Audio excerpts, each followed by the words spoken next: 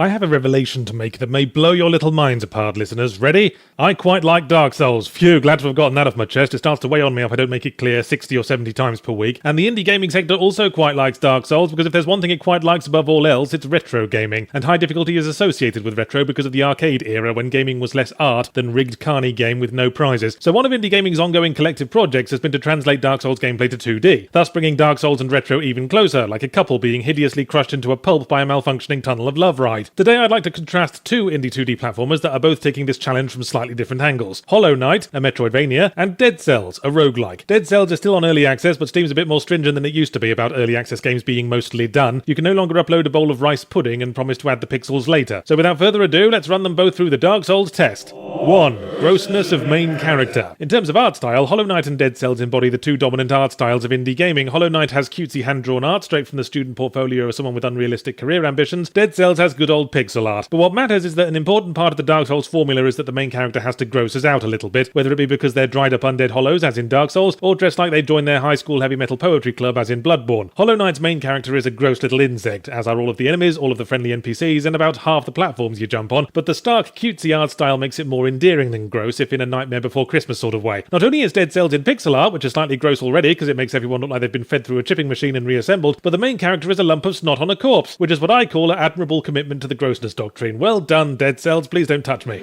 2. Unrelentingly bleak tone. Again, Hollow Knight's cartoony, slightly Ori and the Blind Forest-esque style undermines the prerequisite Dark Souls tortured atmosphere similar to that of a very slowly sinking battleship with nothing to eat on board but expired Lunchables. It's just about the only thing that does mind. Like Dark Souls, Hollow Knight is a story not about the protagonist but about the world they're in. A story told largely through suggestion as we pick through the looming ruins and infested tunnels, piecing together the final moments of this doomed once mighty civilization and putting its tortured inhabitants to rest at long last. It's a sort of cockroach scuttling about the ruins with the other bottom feeders vibe. So if anything, making everyone literally an insect is cutting out the metaphor middleman a tad. Dead Cells doesn't give the same impression of telling a story about a place because it's procedurally generated. It'd be a very rambling story with lots of weird tangents that don't go anywhere. As a roguelite, it's very much emphasizing gameplay and challenge over story and atmosphere, and you only get the sense of grim bleakness when you die after a particularly long run and realize you'll have to go through those fucking sewers again. 3. Minge-creakingly high difficulty. Dead Cells, which you'll note sounds a tiny bit like Dark Souls if you get very drunk and say it in an outrageously racist foreign accent, is, as we said, a roguelite, and that means permadeath. It's not fucking about either. You have to start all over again when you die, right from the septic tank where the snot dribbles out. Meanwhile, Hollow Knight does the traditional thing where you wake up at the last bonfire, I mean bench. Actually, I don't think it's explained why we keep coming back to life. I guess Dead Cells doesn't need to because we're snot, and snot can only be truly destroyed by a Kleenex through the heart. Of the two, Dead Cells has the most Souls-like combat, by which I mean you can dodge roll. Dodge rolls is another thing that sounds a bit like Dark Souls if you put on a ball gag and beat yourself about the head a few times. You can dodge roll, shield, throw bombs, and a lot of other things you'll forget about when you panic because you got mobbed by 6 dudes at once and their vicious attack particle effects. It also got some shallow RPG elements and a choice of weapons, while Hollow Knight's choice is between using the starting sword or turning off the game and going out for a pasty. The character progression is very Metroidvania. Explore new places, find upgrades, so the difficulty curve tends to take sudden dips like a quadriplegic on an escalator. Especially after you get the dash, slash enemy, dash away. It works as well for most combat encounters as it does in many real-life social situations. It gets hard later on by requiring faster and faster reaction time, whereas Dead Cells has that Dark Souls quality that even the starting enemies can pulp you into phlegm if you zone out for a moment because you were distracted thinking about, I don't know, water heaters.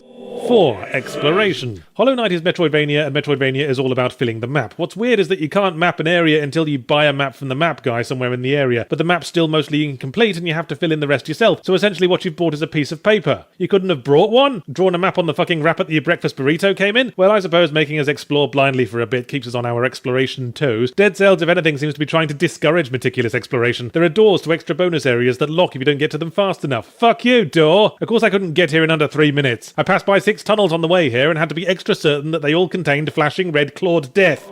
5. The conclusion. I suppose asking which game is the most like Dark Souls isn't the same as asking which one's best. In truth, they're both nice little time killers, but on balance, I prefer Hollow Knight as the more complete experience. Dead Cells does a better job at translating Soulsy combat to 2D, but it's like the coin-up arcade machine version. Hollow Knight's got the atmospheric world, the exploration, and perhaps most importantly, the sense that we're not pissing in the wind. Dark Souls might be a poor choice of things to give the roguelike permadeath treatment because its monstrous difficulty is a means to an end. We come back and bang our heads on the wall because every chip that breaks off is another step of permanent progress to finally making a big enough hole in the wall that we can get to the candy shop, or perhaps more likely, the next wall. Maybe I've got roguelite fatigue. Maybe sometimes when I assemble a Lego building I accept that a little brother might smash it up and make me start again. But maybe there are other times when I want to keep that Lego building so I can tape it together and shove it up my little brother's arse.